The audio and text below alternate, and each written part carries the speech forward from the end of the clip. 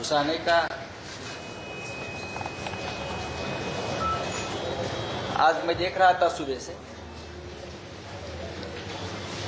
हमारे कुछ कार्यकर्ता, हमारे कुछ लोगों के ऊपर अब ईडी ने आईटी के रेड्स हो रहे, इनकम टैक्स।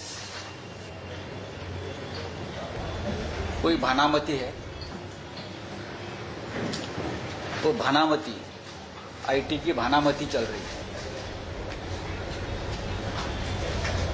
और मुझे तो लगता है कि जब तक ये बीएमसी चुनाव नहीं होते हैं तब तक हर वार्ड में रेड होगी आईटी की, हर वार्ड में, हर शाखा में। अब यही काम आईटी को या सेंट्रल एजेंसी को, ईडी और आईटी, यही एक काम उनके हाथ में रहा है कि जहां जहां शिवसेना का कार्यकर्ता है, जहां जहां शिवसेना की शाखा है, जहां जहां शिवसेना के लोग चुनाव लड़ने जा रहे हैं वहां रेड्स करें। ये तो सवाल है सबके मन में, इस देश में भी, कि सिर्फ और सिर्फ महाराष्ट्र और बंगाल जैसे राज्य में ही सिलेक्टेड लोगों को टारगेट क्यों सेंट्रल एजेंसीज कर रही है? ये सवाल है।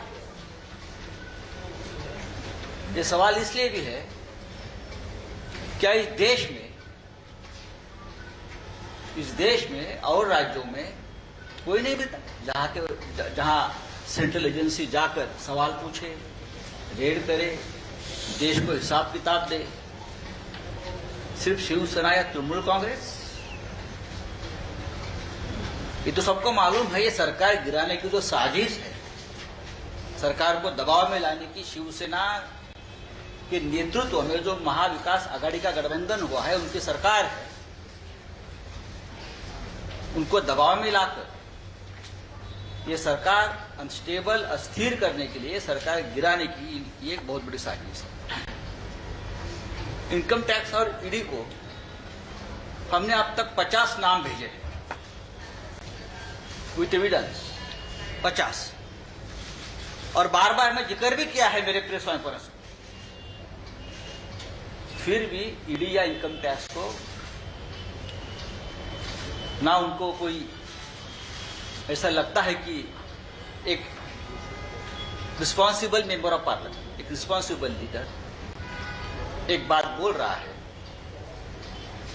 तो उसके ऊपर कोई इंक्वायरी होनी चाहिए। ऐसा ये हमारी सेंट्रल एजेंसीज को क्यों नहीं लगता है? हमारे बारे में ये बोगस, ये बोगस, ये बोगस। मिस्टर किरीट सोमैया ने एक केंद्रीय मंत्री के बारे में 100 बोगस कंपनी की लिस्ट खुद दी है। आप देखिए ईडी को। कोई मिस्टर ढवंगाले है, बीजेपी के बहुत नजदीक थे, आज भी रहेंगे नागपुर के, उनके लगभग 75 कंपनी की लिस्ट बोगस मैंने खुद भेजी। क्या हो गया उसका? पूरे देश में सबसे ज्यादा ईडी की जो जांच है या रेड्स है या एक्शंस है वो महाराष्ट्र में हो रही है। अब तक महाराष्ट्र में महाविकास आघाड़ी के 14 प्रमुख लोगों के ऊपर एक्शन हुई है। वेस्ट बंगाल में 7 लोगों पर हो रही है। भारतीय जनता पार्टी के लोग जो है उनके ऊपर ना आईटी ना ईडी। क्या वो लोग मुंबई के रास्ते पर हाथ में कटोरा लेकर भीख मांग रहे हैं? इनकम और टैक्स सिर्फ हमारे पास है क्या?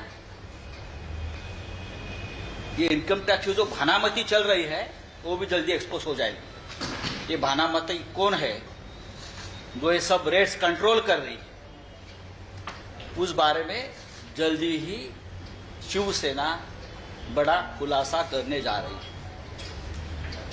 फिर जो लगता है 15 फरवरी प्रेस कॉन्फ्रेंस हो गई थी यहां, तब मैंने एक नाम का जिक्र किया था, सुमित कुमार नरवर।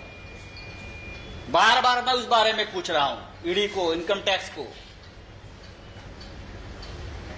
कि एक सामान्य आदमी बुलंदशहर का दूध बेचता था और 4